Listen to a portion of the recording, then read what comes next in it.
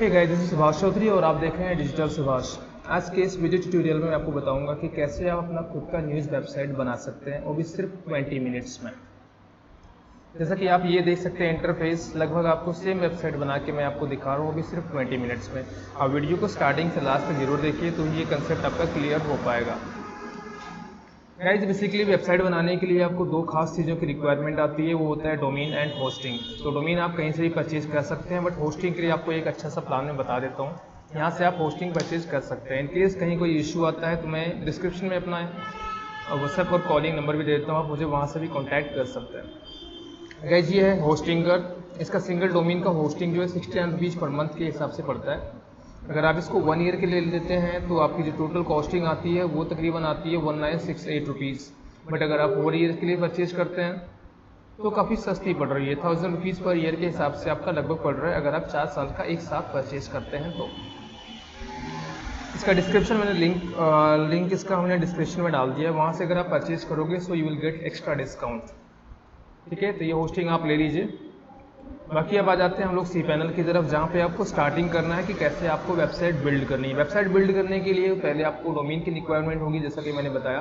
तो एक डोमेन मैं यहाँ से ऐड कर लेता हूँ। इट मीन्स आपको सी पैनल के अंदर जाना है और यहाँ से आपको उस डोमेन को ऐड करना है। गाइस, अगर आपने सिंगल डोमेन की होस्टिंग परचेज कर रखी है तो होस्टिंग परचेज करते टाइम ही आपको डोमेन डालना है। तो अगर आपने ऐसा प्रोसेस कर लिया है तो आपको ये प्रोसेस करने की ज़रूरत नहीं पड़ेगी। बट ये मेरा सी पैनल है, वो मल्टी डोमेन है, इसके अंदर बहुत सारी डोमेन्स अवेलेबल है।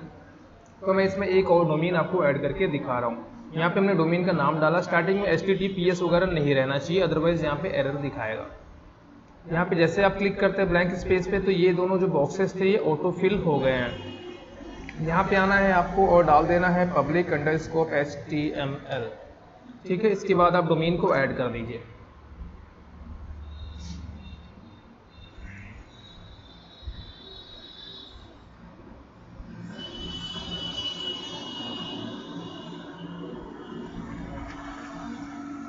डोमेन ऐड हो रहा है, थोड़ा सा टाइम लग रहा है।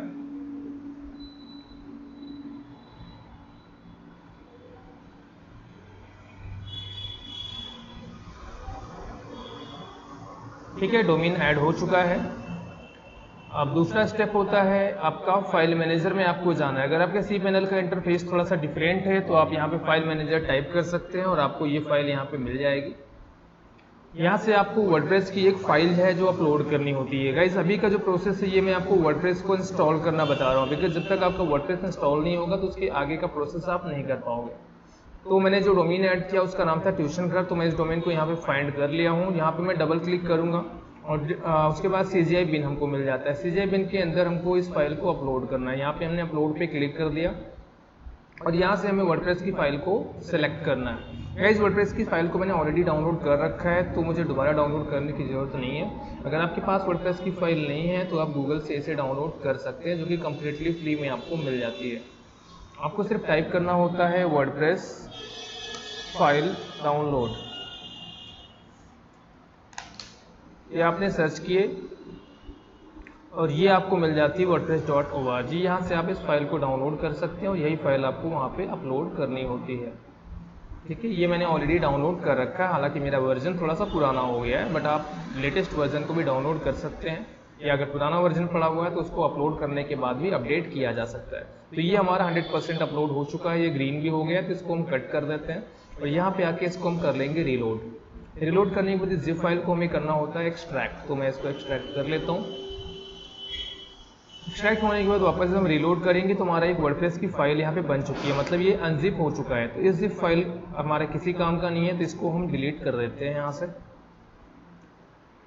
अब इस हम वर्डप्रेस फाइल पे डबल क्लिक करते हैं और यहाँ पे सारे फाइल्स को सेलेक्ट करके इसको मूव कर देते हैं। और मूव करने के लिए लास्ट से हमें वर्डप्रेस को हमने रिमूव कर दिया और मूव फाइल पे क्लिक कर दिया। ये फाइल हमारी हो चुकी है मूव।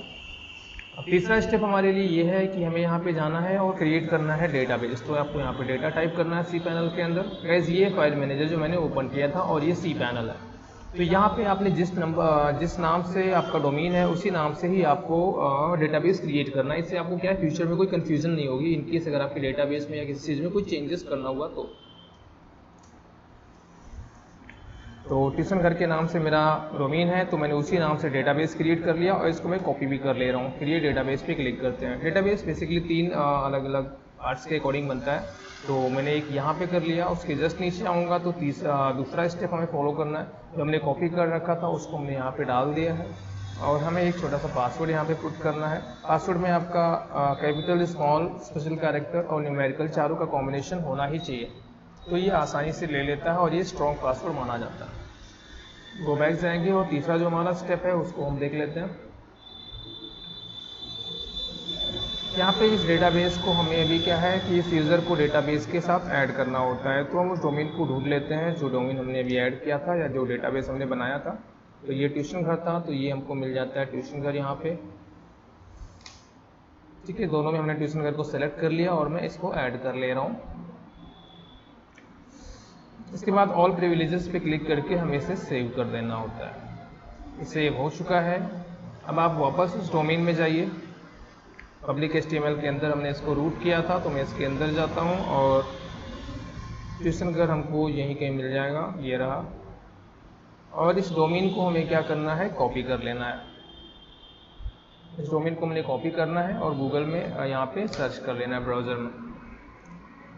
अभी हमें वर्डप्रेस कॉन्फ़िगरेशन का ऑप्शन मिल जाएगा, इसको हम कॉन्फ़िगर कर लेते हैं। इंग्लिश है, इसको ऑटो सेलेक्ट रहने दीजिए, कंटिन्यू पे क्लिक करना है, लेट्स गो। और यहाँ पे आपने यूज़र नेम और डेटाबेस डालना है, तो यूज़र नेम और डेटाबेस हमने सेम रख रखा है। आप दोनों में से किसी को भी कॉपी कर सकते हैं। हमने इसको कॉपी कर लिया या इसको कॉपी कर लिया, कोई फ़र्क नहीं पड़ता, बोथ आर सेम। ये कॉपी करने के बाद हमने दोनों जगहों पे सेम को पुट करना है। ये हमने पुट कर दिया। हमने जो पासवर्ड बनाया था वो पासवर्ड हमने यहाँ पे डाल देना है, वो हमने डाल दिया और इसको कर देते हैं submit. Run the installation. Guys, ये जो पासवर्ड था ये डेटाबेस का पासवर्ड है और अभी जो पासवर्ड बन रहा है वो आपका वर्डप्रेस का बनेगा। तो दोनों पासवर्ड सेम हो सकते हैं या दोनों पासवर्ड अलग भी हो सकते हैं। फिलहाल इस केस में मैं दोनों ही पासवर्ड्स को अलग रख रहा हूँ। यहाँ पे साइट का टाइटल होता है, टाइटल में आपको साइट का नाम ही डालना होता है। ठीक है, तो आपको ये प्रॉपर डालना है जिस तरीके से आप साइट का नाम शो करना चाहते हैं। तो कैपिटल मैंने यूज़ कर लिया तीनों ही के पहले अक्षर में। यूज़र नेम हमने एडमिन डाल दिया है, आप कुछ भी डाल सकते हैं, आपका नाम भी डाल सकते हैं, कोई फ़र्क नहीं है। पासवर्ड जो यहाँ पे डिफ़ॉल्ट दिखा रहा है उसी पासवर्ड के साथ हम कंटिन्यू बन जाएंगे। ठीक है, इसको हम कर लेते हैं। एक कोई ईमेल आईडी हमने डाल देना है और इंस्टॉल वर्डप्रेस पे क्लिक कर देना है।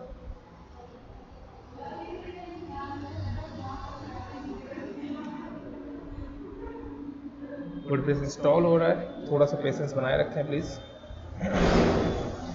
गाइस, फिर से बोल रहा हूँ, मैं डिस्क्रिप्शन में होस्टिंगर का तो लिंक दे ही दिया हूँ, साथ ही मैंने डिस्क्रिप्शन में अपना कॉन्टैक्ट नंबर भी डाल दे रहा हूँ जहाँ से आप मुझे व्हाट्सएप या कॉल कर सकते हैं। इन केस अगर आपको कोई इशू महसूस होता है साइट बनाते टाइम या किसी भी सर्विस में जो मैंने आपको बता रहा हूँ, तो आप मुझे एनी टाइम कॉन्टैक्ट कर सकते हैं। उसका रिप्लाई भी हम एज सुन एज पॉसिबल देने की कोशिश करेंगे।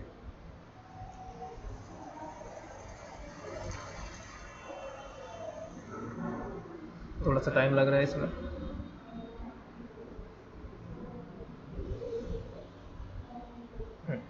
ये इंस्टॉल हो चुकी है, लॉगिन कर लेते हैं इसको हम।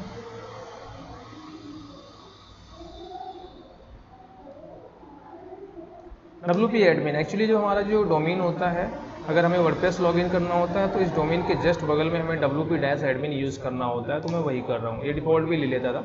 यहाँ पे ब्रीफली अनअवेलेबल दिखा रहा है क्योंकि अभी क्या है कि सिस्टम में कुछ ना कुछ वर्क हो रहा है। तो आप थोड़ा सा रुक के इसको वापस एंटर करेंगे तो ये खुल जाएगा। तो ये वरी नहीं होना है कि ऐसा कौन सा एरर आ गया, कोई एरर नहीं है। वो मैंने पासवर्ड कॉपी कर लिया था तो उस पासवर्ड को यहाँ पे पुट कर दिया और मैं लॉगिन कर दे रहा हूँ। ये हमारा वर्डप्रेस प्रॉपर्ली इंस्टॉल हो चुका है।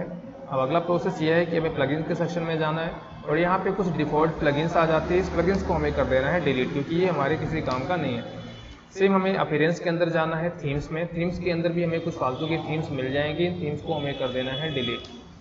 ये फर्स्ट वाली जो थीम होती है एक्टिवेट है, तो इसे अभी आप तुरंत डिलीट ना करें, नहीं तो क्रैश हो सकता है आपका वर्डप्रेस। इसको हमने कर लेना है, अपडेट कर देता हूँ इसको मैं। अब हमें जो थीम डालनी है वो थीम मैं यहाँ से ले ले रहा हूँ।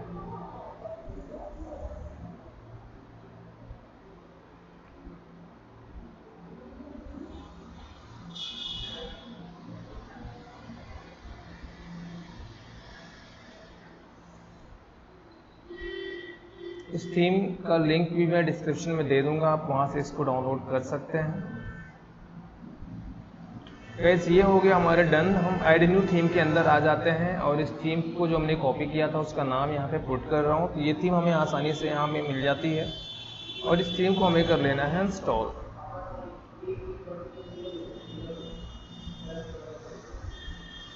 इस वीडियो थोड़ी सी लंबी हो रही है बट ट्रस्ट में ये अगर आप इसको प्रॉपरली देखेंगे तो बहुत ही आसानी से आप न्यूज़ की वेबसाइट को बिल्ड कर पाएंगे।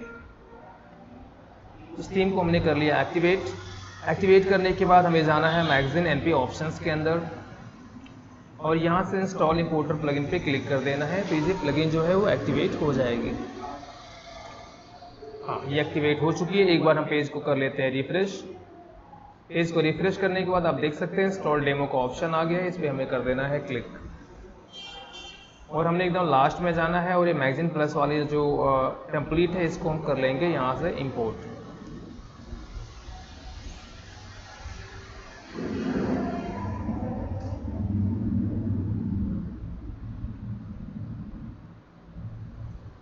इंपोर्ट हो रहा है, थोड़ा सा टाइम लग सकता है इसमें।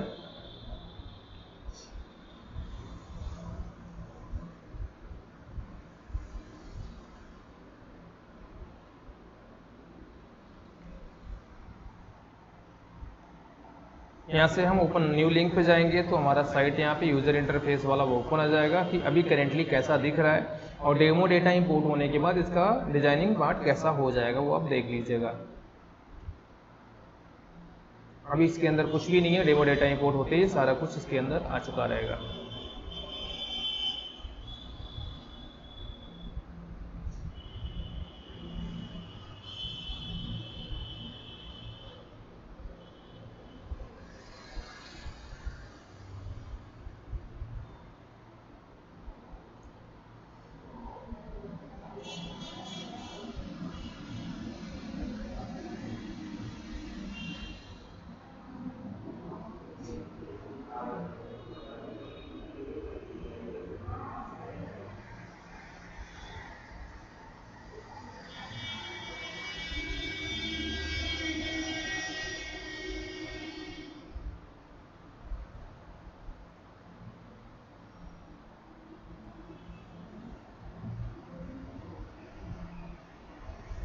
थोड़ा डेमो डेटा इंपोर्ट हुआ है इसलिए कुछ पोस्ट यहाँ पे देखने शुरू हो चुके हैं।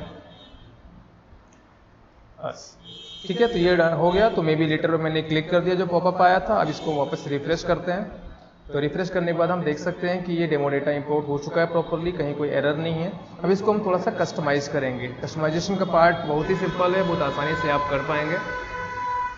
अब एक कस्टमाइजेशन के पार्ट के लिए हम जाएंगे कस्टमाइज के सेक्शन में, यानी कि ये हमारा डैशबोर्ड था। यहाँ से हमने राइट क्लिक किया और ये open new link in new tab पे क्लिक किया तो ये वाला इंटरफेस ओपन हुआ। और यहाँ पे कस्टमाइज का एक ऑप्शन आ जाएगा। गाइस ये ऑप्शन तभी मिलता है जब आपकी साइट जो है वो लॉगिन होती है।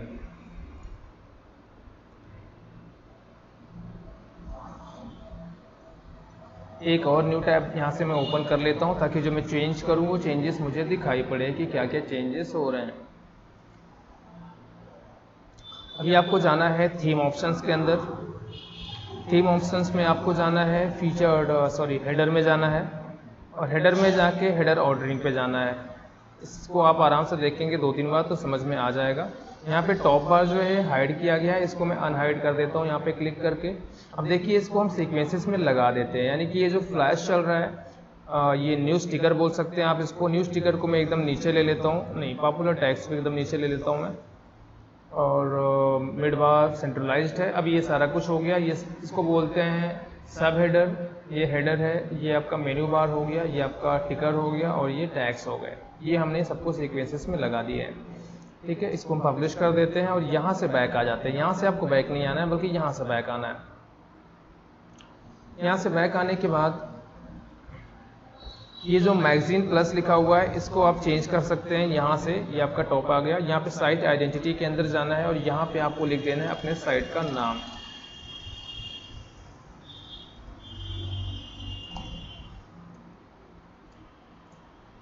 और ये वाला पार्ट जो है ये आपका स्लोगन है। अगर आपके पास स्लोगन है तो ठीक है, अदरवाइज इसको यहाँ से आप रिमूव कर सकते हैं। यहाँ पे आप लोगो लगा लेंगे अगर आपको लोगो की जरूरत है। अगर लोगो के साथ आप टाइटल को दिखाना चाहते हैं तो इसको आप क्लिक रखिए। अगर आप लोगो लगा के इस टाइटल को हटाना चाहते हैं तो इसको आप अनटिक कर देंगे तो टाइटल आपको डिस्प्ले नहीं करेगा। ठीक है, अब इसको बैक आ जाते हैं और इसको कर देते हैं पब्लिश। गाइस इधर का पार्ट हो गया। अब यहाँ आ जाएंगे वापस हम, यहाँ पे कुछ पोस्ट के सेक्शन में हम चले जाते हैं। यहाँ पे दो पोस्ट है जो हेलो वर्ल्ड के नाम से, इन दोनों को हम टिक करेंगे और यहाँ से इसको हम कर देते हैं ट्रैश। ट्रैश करने के बाद वापस एक बार हम पेज को रिफ्रेश करेंगे,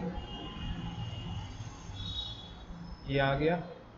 ठीक है, अब कुछ और फालतू की चीज़ों को हमें रिमूव करना है, तो उसके लिए हमने जाना है अपीयरेंस के अंदर, डैशबोर्ड में जाना है। डैशबोर्ड के अंदर अपीयरेंस के अंदर विजिट के सेक्शन में जाना है।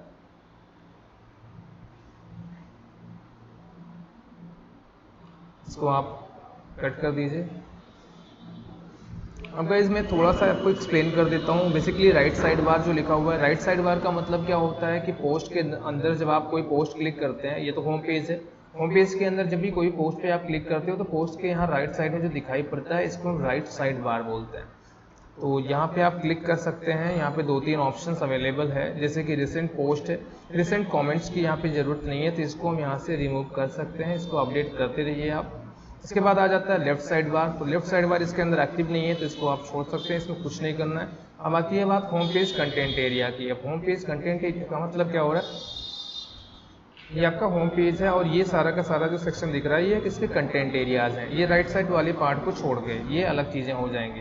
ठीक है, तो यहाँ पे जैसे लिखा हुआ है कॉलम पोस्ट या लिखा हुआ है ग्रिड पोस्ट, तो इसकी जगह पे अगर आप चाहेंगे तो कुछ कैटेगरी के हिसाब से इसको आप कैटेगराइज कर सकते हैं। बट फिलहाल के लिए मैं क्या कर रहा हूँ कि होम पेज के कंटेंट एरिया से ये जो ब्लॉग पोस्ट वगैरह लिखा हुआ है इसको मैं हाइड कर दे रहा हूँ। यहाँ से हमने इसको कर देना है 1 by 1 डिलीट। थोड़ा सा नीचे आएंगे तो कॉलम पोस्ट लिखा हुआ कहीं पे भी क्लिक कर लीजिए और कॉलम पोस्ट को यहाँ से रिमूव कर दीजिए। सेम बाकी की भी इसमें कर देना है सेक्शन में। ब्लॉग पोस्ट को भी मैं निकाल देता हूँ। ठीक है, इसको अपडेट कर देते हैं। अब आता है होम पेज का साइड बार एरिया। अगर साइड बार का एरिया ये होम पेज है और होम पेज के राइट साइड में ये जो पार्ट्स आ रहे हैं टॉप विजिट्स, कैटेगरीज, टैग्स, ये इसके साइड बार एरियाज हो गए। तो यहाँ पे टैब विजिट लिखा हुआ अच्छा नहीं लग रहा है, इसको आप लेटेस्ट पोस्ट लिख सकते हैं। ये हमने लेटेस्ट पोस्ट लिख दिया। थोड़ा सा नीचे आते हैं तो कैटेगरीज की ज़रूरत है, इसको हम नहीं निकालेंगे, लेकिन टैग इतने खास काम का नहीं होता है तो टैग को हम यहाँ से कर देते हैं रिमूव। और ये सब भी हम निकाल देते हैं, इन सब की भी कुछ यहाँ पे खास ज़रूरत नहीं है। ग्रिड पोस्ट वगैरह की क्या ज़रूरत है, तो इसको भी हम यहाँ से रिमूव कर दे रहे हैं। इसके बाद आता है फुटर का पार्ट। फुटर में भी आप देखेंगे तो यहाँ पे कॉलम पोस्ट लिखा हुआ, इसको भी हम लेटेस्ट पोस्ट लिख सकते हैं, जो थोड़ा अच्छा लगेगा देखने और पढ़ने में भी।